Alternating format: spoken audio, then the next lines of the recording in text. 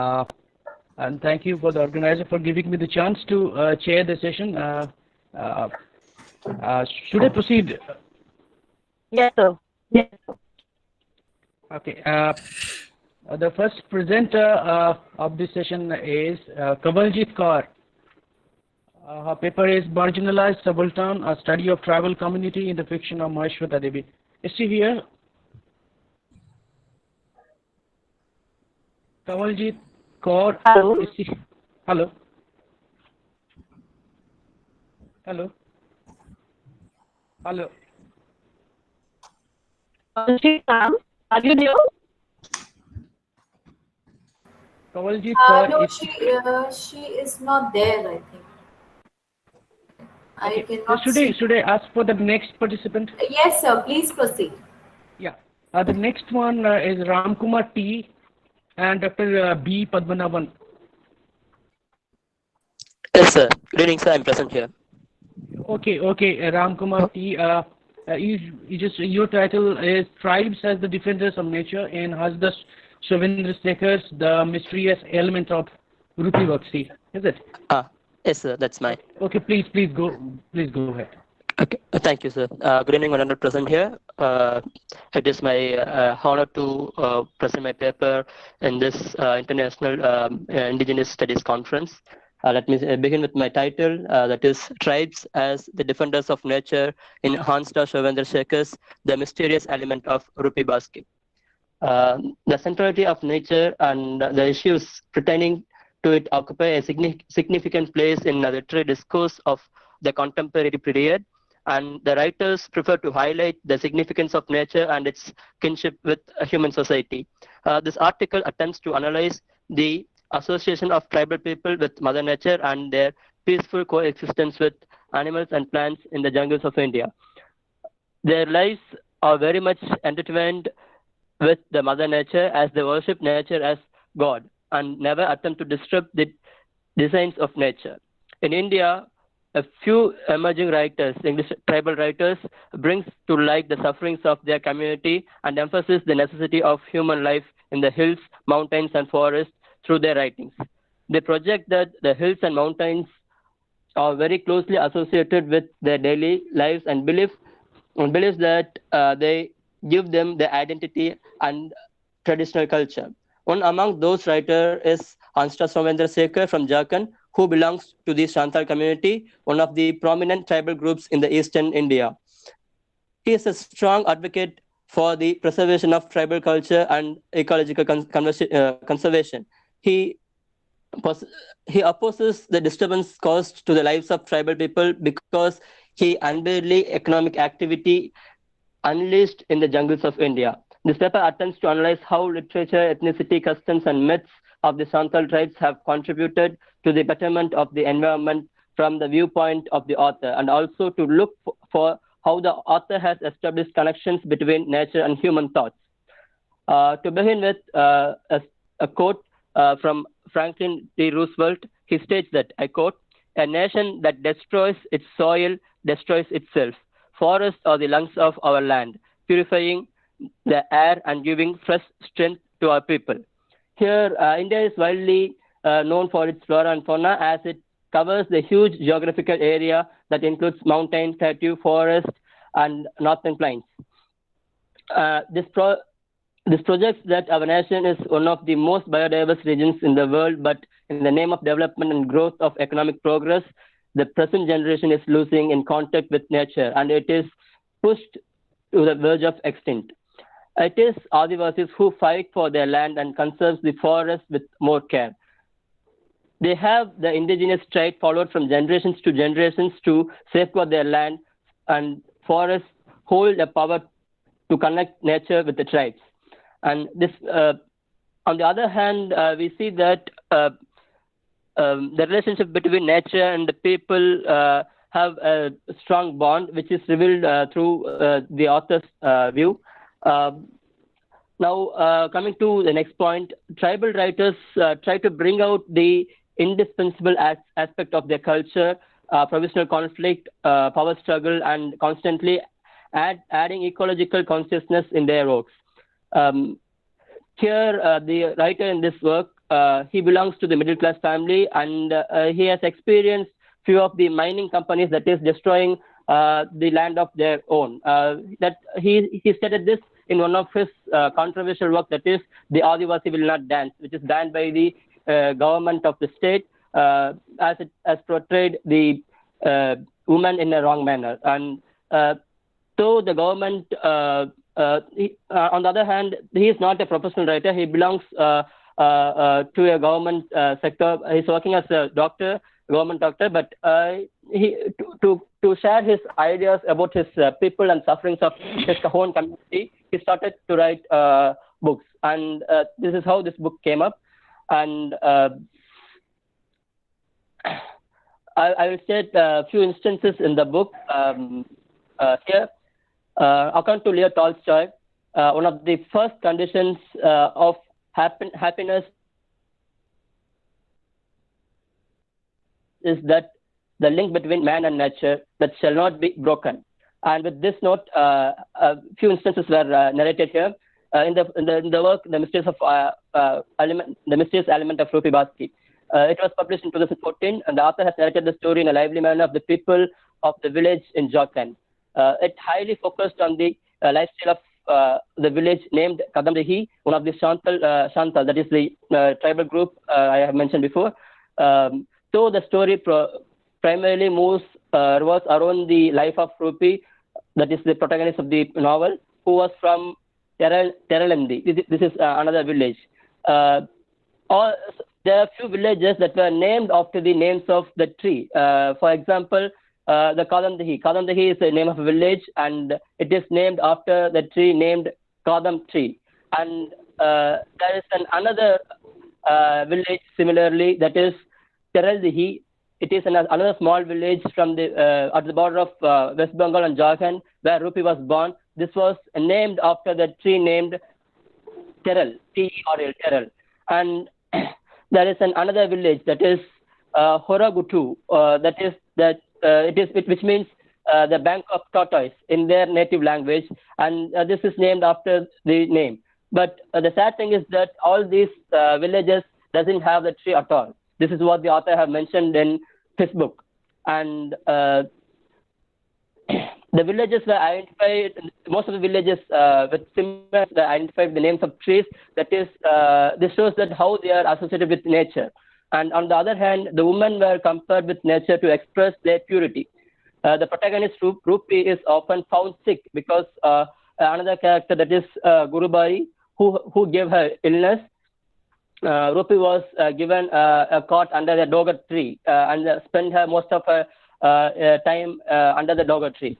And the narrator has expressed her physical appearance as her whole body lost its muscle. And he stated that, I quote here, her body is in this sturdy banyan of old, but it is diseased eucalyptus, pale and covered with silky patches. Here, excuse me, the people in her village used to illustrate her inconvenience of doing any physical work. With no other option, Rupi sits under the dogar tree, and she used to remember her youthful or golden days, which she had been compared with the fair flowers of the same tree. And whenever the younger son, Bishu, used to talk to her, he'll be sharing how she had spent her good times under the tree, and even her sad times, that is during her illness, she's sparing her time with the dogar tree. So later the incident, Rupali, who is the another daughter-in-law of Rupi, she says that to express her light, they used to share the natures, how it overheals their miseries of the family. And to add on few instances, the dogar tree is symbolically represented as the psychological support to share her emotions. At times, the woman is used to praise each other with the names of the flowers. At the occasion, Putki, the age-old mother, and Della, who is her friend, shares the emotions by comparing themselves as flowers. I quote here from the book, "Oh, my friend, winter flower. Oh, my beloved winter flower. This is how they used to address one another. That doesn't represent any name of a flower, but the feminism is literally compared to flower here. Even while praising the woman, they compare their power with nature also. The age-old senior women of their village used to bless the young married woman by comparing their growth with nature. For instance, I quote here, when the blessed to bless her daughter, they quote like, so that she grow up like tall as mountain and finds some good husband. So comparing while blessing the woman, they used to compare her with mountain, that is nature.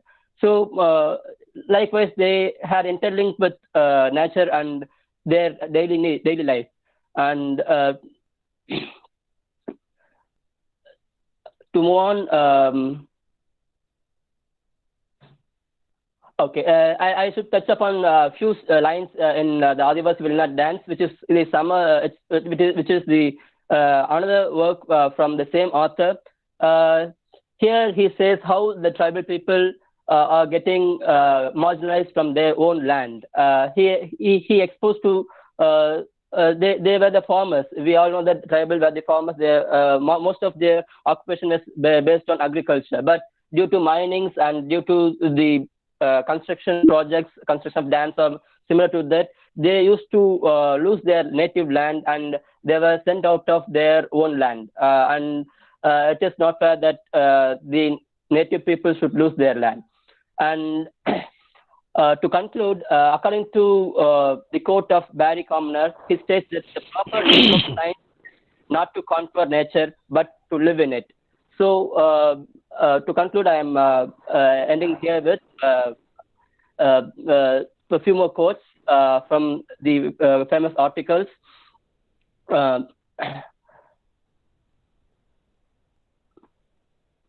The climate activist, that is Alan Gladwin, he states that indigenous people are the right on the front line of the very real and dangerous fight for the world's forest. So it is these tribal people who work for the betterment of the society as well as betterment for the nature. So they do their works based on the agriculture and the cutting of forest. It does not affect more as the normal civilians do. So it is not only the duty of tribes to conserve nature, but it is in the hands of the individual, in the hand of the individual to take responsibility to conserve nature. Thank you. Okay, thank you very much, Ram, for your excellent presentation on your topic of tribal culture and ecology. It was a really excellent presentation. Thank you. At the time was there, I would have given you some more time to discuss about the Adivasi Will Not Dance, but thank you very much for your presentation. Thank you, sir. Yeah. The next presenter is Sadhana Rangaswamy. Is she here? Yes, sir. Yes, sir. Yes, sir. I'm available. Okay. The title of your paper is Return of the Refreshed Interplay of Art and Activism in Mashweta Devi's Short Play Seeds. Shall I start? Shall I start? Yeah. You should. Okay. Good evening, organizers, chairperson, and participants. The title of my paper is Return of the Repressed Interplay of Art and Activism in Mahashweta Devi's Short Story Seeds. Art is a branch of creative activity, and activism is an action, especially in support of or opposition to one side of a controversial issue, whether it is political or social. And in this particular paper, we can see how Devi has intertwined art and activism in voicing herself for the oppressed, especially the tribals, the indigenous people of the nation. As we know, she is a compulsive activist, and her writings occurs to her as an instrument in her battle against exploitation. Her works takes an unconventional configuration, and activism has its bearings on her style. This style has been the sole preserve of the ruling elite. At the level of social consciousness, she is against the male capitalistic Brahminical order, and at the level of aesthetics, she overturns the established notions of narration.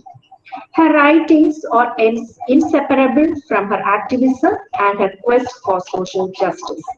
As a writer with social conscience, she always addresses the issues of exploitation and marginalization. Her works are the interlocking structures of oppression, the crisscross of multiple hierarchies of class, caste, and gender. Her art is born out of impatience and rage. She, being a champion of the socio-economic and political advancement of the tribal people, the class, I think a creative writer should have a social conscience. I have a duty towards society. The sense of society is an obsession, and I must remain accountable to myself. It is a verse quoted in Sharma, and that she is very much committed to her social role and has creatively integrated her approach with her concern for people through her writings. Seeds is the third story of a collection of short stories in bitter soil that projects Davies' activism.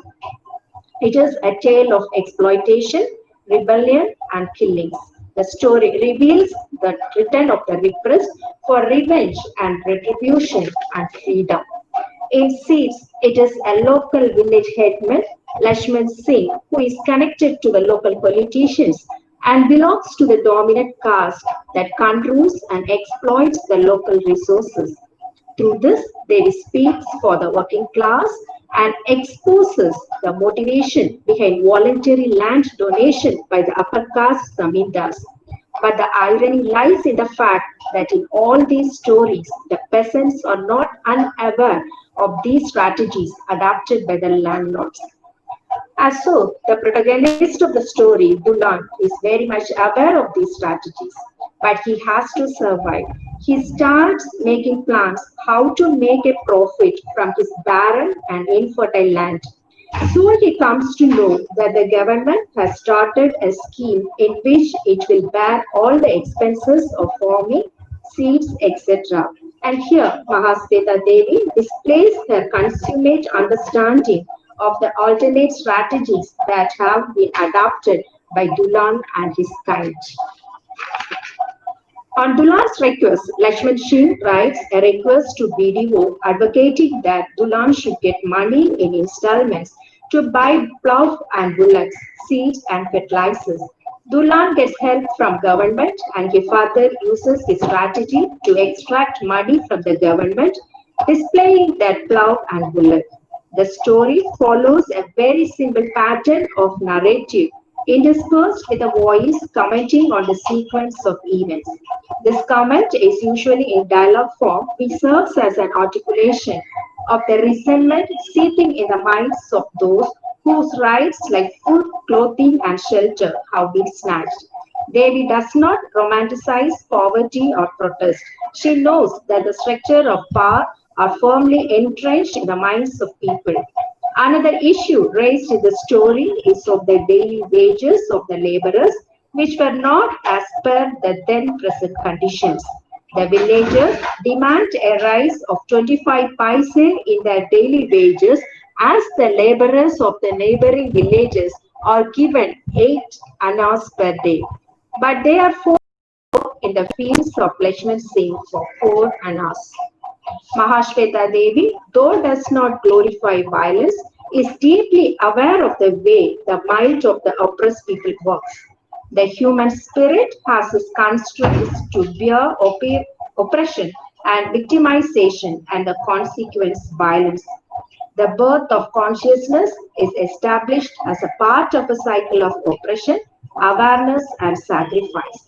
To conclude, Devi not only depicts their life in her writings, but also tries to change the conditions of their life through various social welfare activities, and here stands the uniqueness as a creative thinker lies.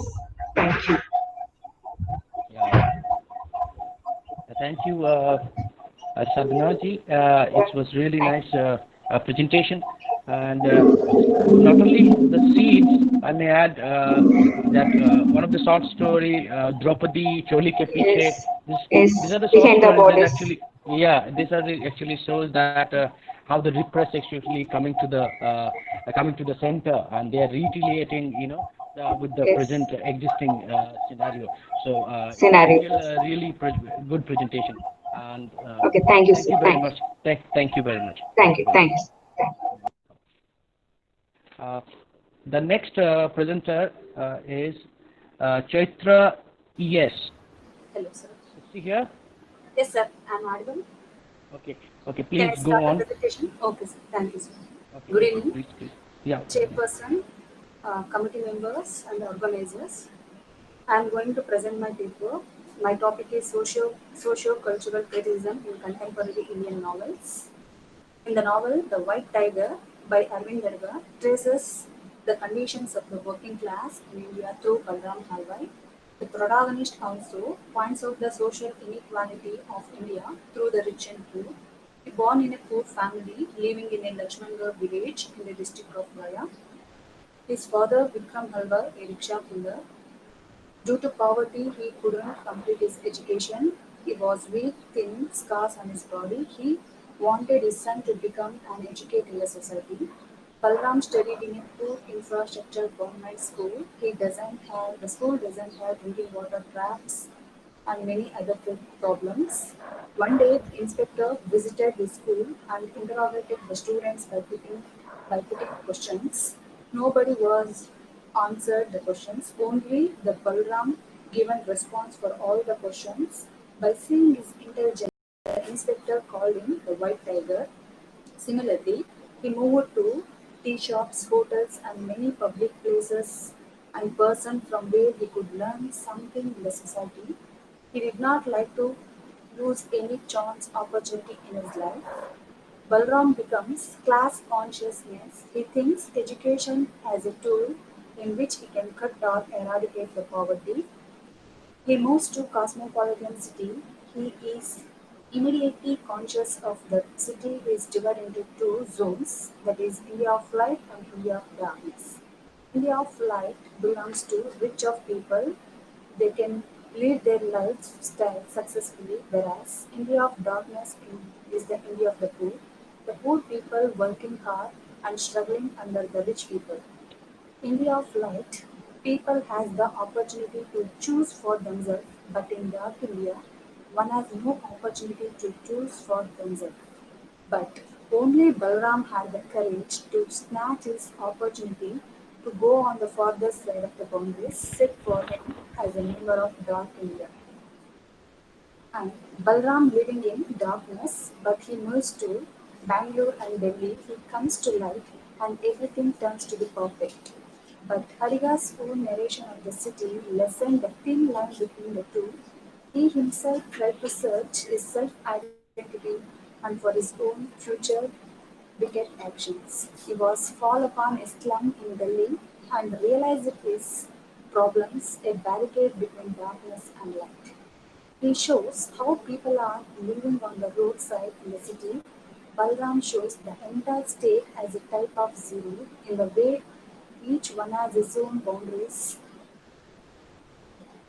in the boundaries which put our state civilized. But with dawn of separation, these boundaries were pulled down. Our state did not become independent, but become a jungle. Over a period of time, Balram got a job as a car driver in a rich family's house named Ashok. In his absence, he had stolen petrol in his car and sold out. He had accumulated money. Then he himself started his own garage. In this way, he has altered his status in the society. He helped and altered the people by providing a job for them. He wants to bring some changes and progress in the society. In the novel Between the Assassination, the writer describes how religious is exploited by few sinful people. That he describes through the character Zaiduddin, 12-year-old boy born in a poor family, arrived to Kittur. He got a job in an ideal store, a tea and samosa place, who ran the shop by Ramana Shetty. He promised him to do work hard and sincere. He said that he belongs to Muslim community. He used to prepare tea and samosa for the people by wrapping samosas. One day, he caught in a shop by stealing samosa. He discontinued his work when he caught and said, I am a Pathan from the land of Pathans. I don't do hanky-panky. The next morning, Zagadan had caught red-handed by Ramana Shetty by stealing samosas. He pulled his shirt and pushed out of the shop by telling him that there is no job for a Muslim community. Here, he is self-aware of separation from the society. He was working hard for his survival in his Kittur. Again, he moved to railway station. He started to work and we had seen in a red uniform by carrying luggage on his head. There was more number of jobs carried crates of by the train. There he met a stranger, walked to a hotel, he filled the hotel, then he took him to a Muslim hotel, then he received 5 rupees from a stranger. Later he comes to know that the stranger is also belonged to Pathan identity.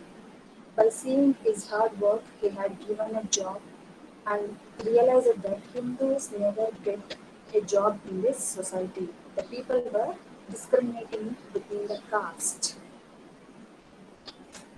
And we can see in another condition here, the caste in India in which one is born gives an identity to him in the society, maybe an identity of glory.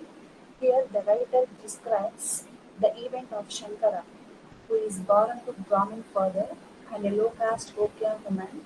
Born in a lower caste Hokya community, he stresses that his teacher must be mocking behind him. He feels anxiety about his identity and against the caste discrimination in the society in which he thinks he has knowledge for belonging to half caste and tries to take revenge by bursting a bomb in the school. He wants to burst a bomb to end the 5,000-year-old caste system and still operates in our country. He burst a bomb to show a man should not be judged as I have been narrated by the accident of this birth. I would like to point that Adiga has concentrated our caution towards the several ills that prevalence in our society. It is a social criticism on the community, caste, misery, poverty, corruption, wages, child labor, and suffering of the subalterns in the theme of the novels. Thank you, sir. Thank you very much for really a good presentation on this topic. Yeah, this is really an excellent presentation. And you talk about caste, religion, and migration, and all the social ideology which is very much evident even now, and which is suppressing people, and they are being alienated into the periphery. It was really nice. You throw a nice light to those issues. Thank you very much. Thank you very much. Our next presenter is Kushma Kumari. Yes, sir. Here? Yes, Yeah. sir. I'm here, sir. I'm here, sir. Okay. Your topic is construction of myth and gender and malediction in retelling in Indian epics by Yes, Devdutt Patnaik. Yeah. yes, sir. Yeah. Please go ahead. Yes, yes. Good evening to one and all who is present here. It's my great privilege to present in this international virtual conference. I first of all thank the organizer for providing a wonderful opportunity during this pandemic situation. Moving on to my paper, Construction of Myth, Gender and Malediction in Retellings of Indian Epics by Devdutt Patnaik. It is always believed that Indian mythology is based on the gods and the deities of Aryan invaders and Indus Valley civilization. It is also believed that Lord Shiva is known to be the fertility god in Indus Valley civilization. The Indian epics are also based on the life of Aryan invaders during the Bronze Age. In that way, the characters of Mahabharata often they refer their homeland as Aryavrata and themselves as Aryans.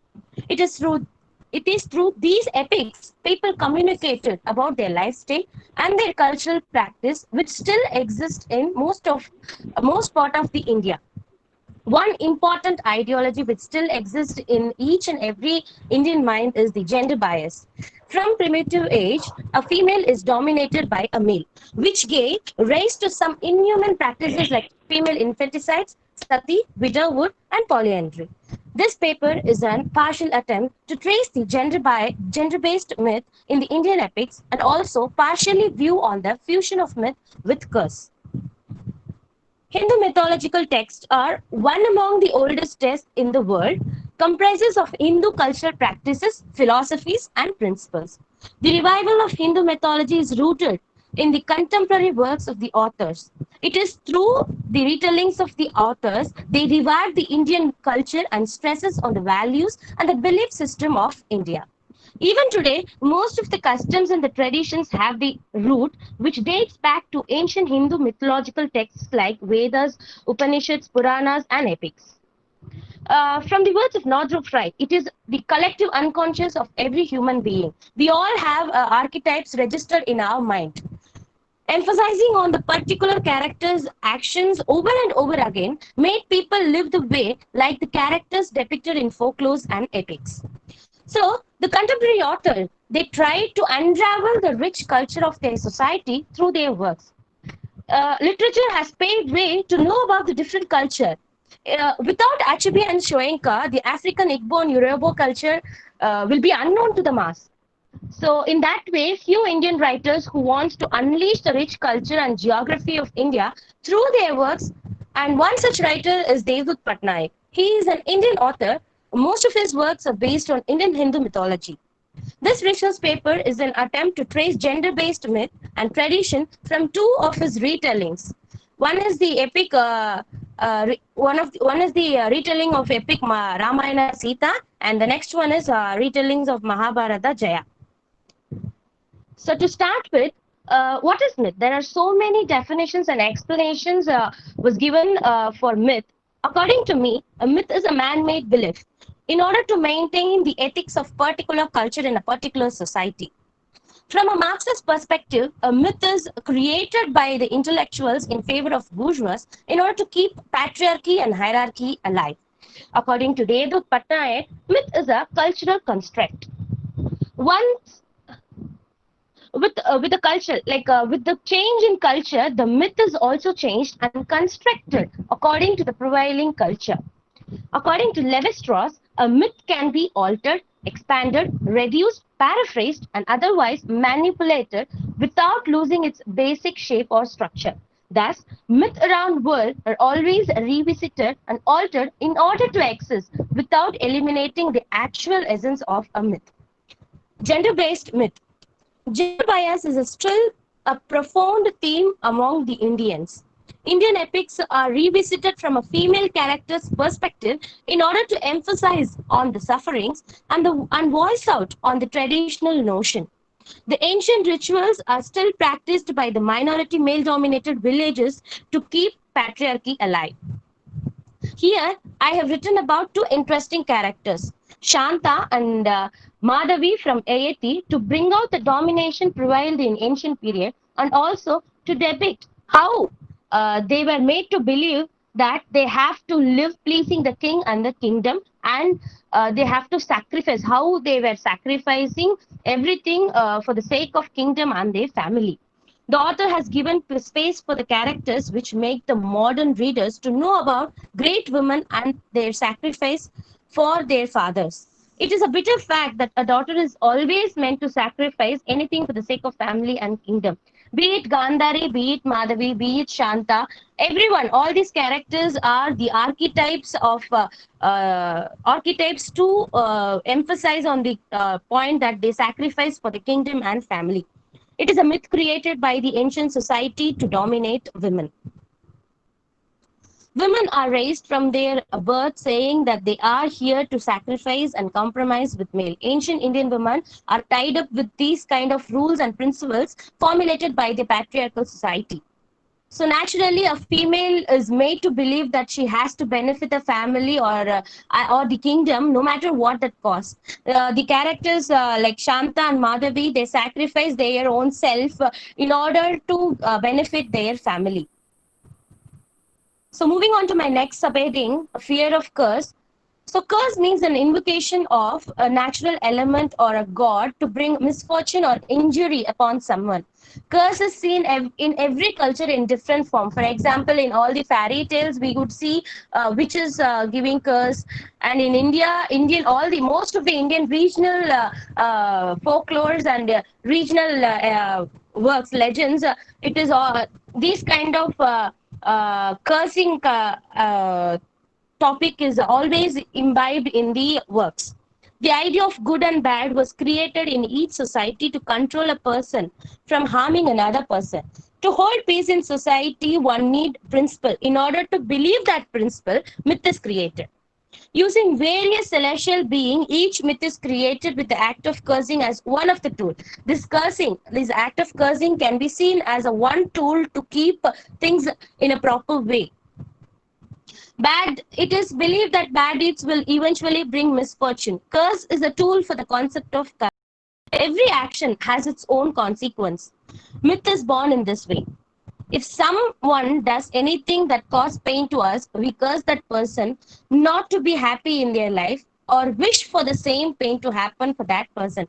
This very act is even today we do this. We all curse, or we all at least think once in a while for bad things to happen or good things to happen for whoever has done bad and good to us. So this fear of curse make a person to lead a life without bringing discomfort to the fellow beings. Myth has a purpose in its existence. In a way, myth creates a kind of fear, be it a religious myth or a secular myth. Both help people live in a harmonious life. To conclude my presentation, myths are created, some for domination and some to maintain harmony in family, and some to bring peace in society. It is this kind of myth keep people untied and follow the cultural practice of particular society. Every festival in India has a myth behind it. Gender-based myths are altered according to the present scenario, and everyone is living with a myth created by primitive people, believing that to be the way a person should live. Primitive traditions and values are still followed because of the myth created along with that tradition. Without myth, there is no civilization and no uniqueness in any society. Each civilization has different types of myths and beliefs which make them unique from the other civilization. I once again thank the organizer and the chairperson for giving me this opportunity to present in this conference. Yeah, thank you. Thank you very much, Kushma. It was a really nice presentation, and you talked about meat and how it, you just decolonized the concept of meat and gender. And I may refer you one. One play by Polly Sengupta, that is "Thus said Shakuni, so said Shurpanakha."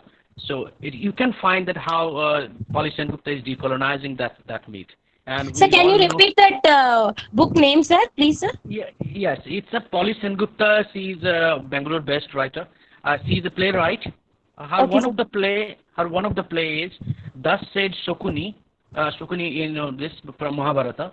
So said Shurpanakha. Fine. Okay, sir.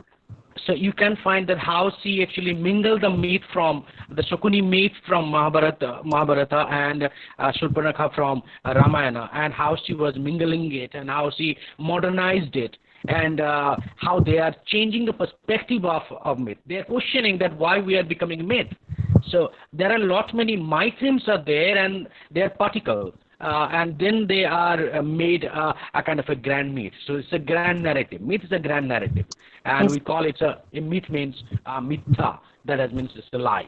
So we should not take it so easily. And thank you very much for throwing the light on the myth and the gender. Thank you very much, ma'am. Thank you, sir. Thank you so much, sir.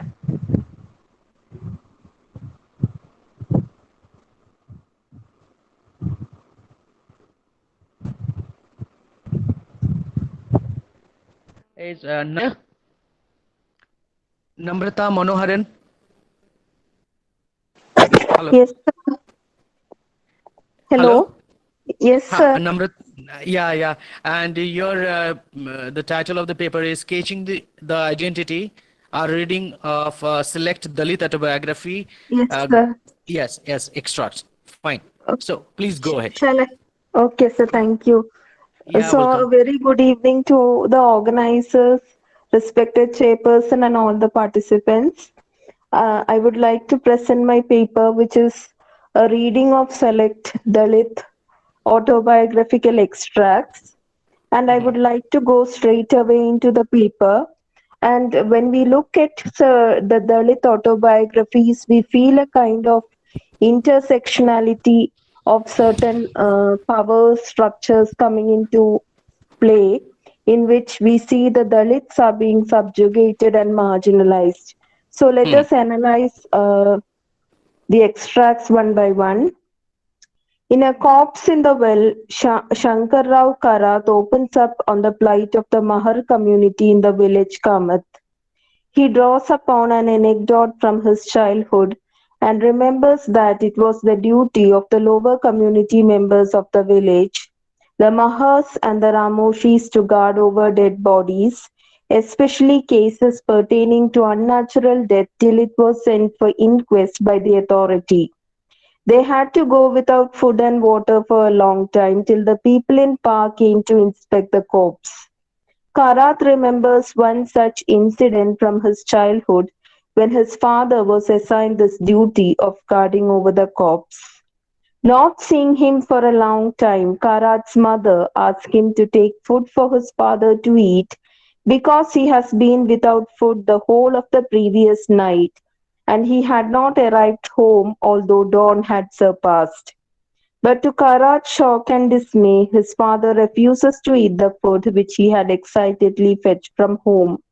Although he tries to coax his father to the maximum, he remains adamant and refuses, saying that when the chief constable hasn't arrived, how can I eat? So the head constable, who is entrusted with this duty, he takes his own time to arrive at the site, and before that he is seen indulging in food and drink and partaking of the hospitality of the upper class people. They are not bothered about these lower class people who are guarding over the corpse.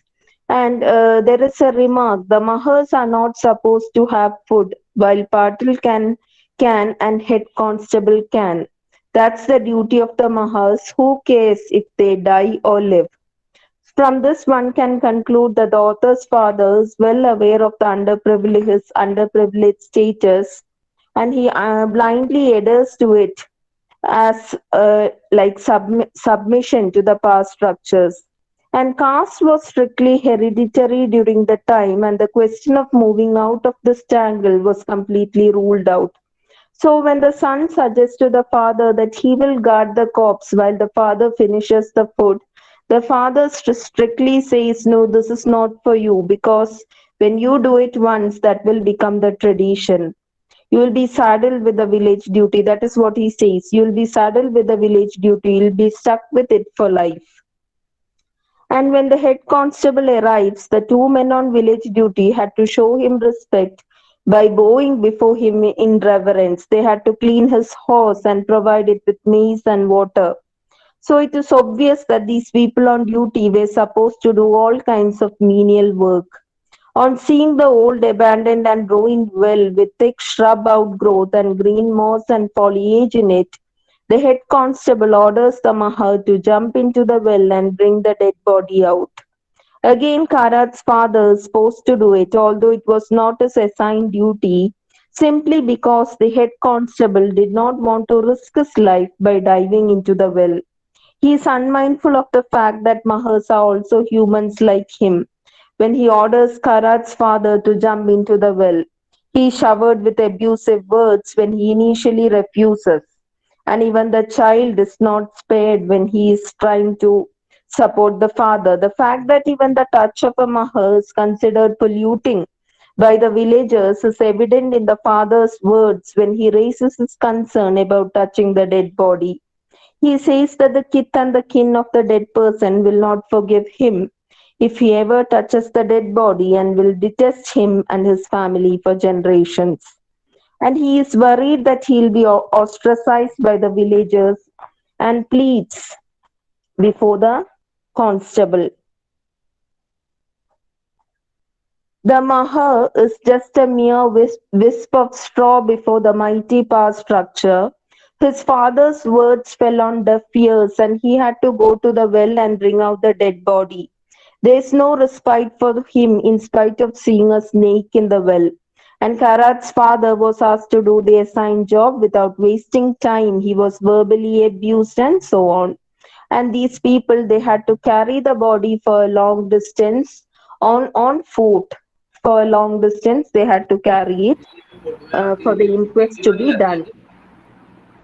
And in Son, Eat Your Fill, Daya Power, he is reminiscing about his family estate, Kavakhana, which according to the writer fails to find a place in the map of Bombay. And many people are being squeezed into a common room, and even the civic authorities are not bothered about the inhumane condition in which they lived. That is the dwelling place, and in the name of urbanization, the dwelling of these people are being squeezed up.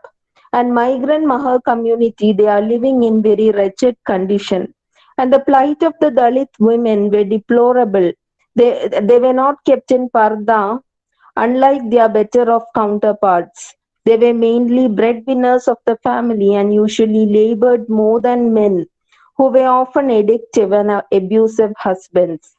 This addiction and abuse might be due to the fact that low caste men considered themselves as worse since they were physically and verbally tortured. Dalit women toiled hard and had little rest, and their occupation, I quote, was to collect rags, paper, broken glass, iron bottles in the street, and so on.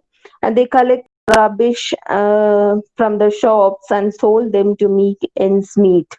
They would cook and clean for the people living at the brothel to make money.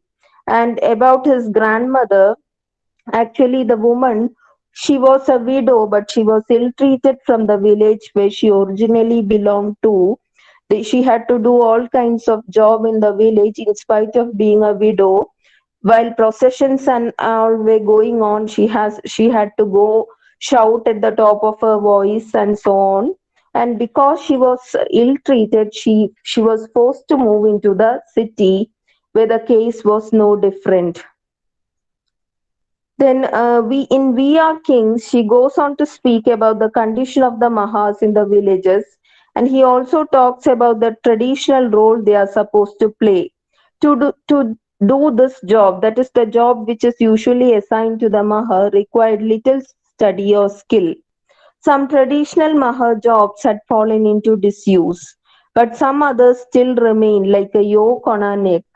Taking the taxes of the whole village to the taluka town, running in front of the horses of the big people who came to the village, looking after their animals and giving them fodder and water, making proclamation if anyone of the village died, going from village to village, giving the news, dragging the corpse of dead animals, chopping wood. They had to do all such kinds of menial job, and they actually a good kind of a living was denied to them, even though they toiled very hard. And we see that in the story, even though a big building was lying vacant, they were denied shelter there. They were not permitted to stay there, and the entire joint family had to squeeze into the small house. Then in Naja Goes to School, you have Shantabai Kamble talking about the plight of a brilliant young Mahar girl who excelled in her studies. But in spite of her being studious and highly intelligent, she has to drop out of school midway since her parents could not afford to send her to a girls' school which was far away. And so the parents are saying, Naja, we have no food to eat. We are the poorest of the poor, so we forget school now. That is what they are saying to her, forget school now. So we know that in spite of this girl who is very studious, she is denied an opportunity to go to the town, and the authorities too. There is a boys' school nearby, but this girl child is denied access to basic schooling and so on. Then you have Kumud Pavde's The Story of My Sanskrit, and you see that right from her young age, she is praised. She studies well, but and when she says that she wants to take up Sanskrit, yeah. Namrata, please conclude. Please conclude. Okay, sir. So, in all of these, we find that in all of these autobiographical works, we find that these people are denied their basic rights and they are being tortured in all kinds of ways. They are denied their right, and you find they are being denied justice on the basis of their caste, their class, and also women when it comes to gender. They are. When it comes to them, they are denied justice on the basis of gender. That's all, sir. Thank you, Namrata, for your, it was a really nice presentation, and you talked Thank about you. really, those issues were really, very much touching, and they should also, they should be researched. They should be coming into that into the center.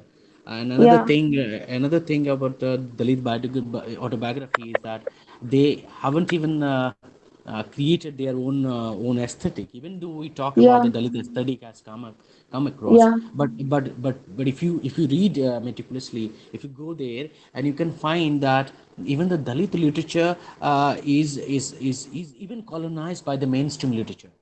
You yeah, understand? So it not only the Dalit people are, they are been, subjugated by, oppressed by the society. yeah,